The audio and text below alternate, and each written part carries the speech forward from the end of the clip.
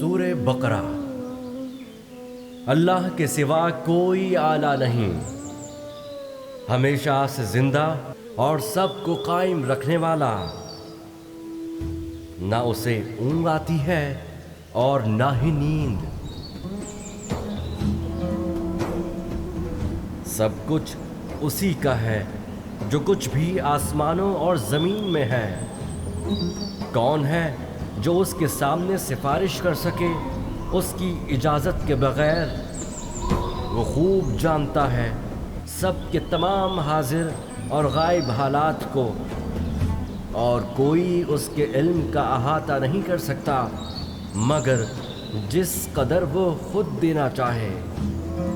اس کی کرسی کی وسعت نے زمین و آسمان کو گھیر رکھا ہے، اور ان کی نگہبانی اس کے لیے کوئی تھکا دینے والا کام نہیں، اور وہ بڑی عالی شان عظمت والا ہے۔ دین میں کوئی زور زبردستی نہیں، ہدایت اور گمراہی واضح طور پر بیان ہو چکی ہے۔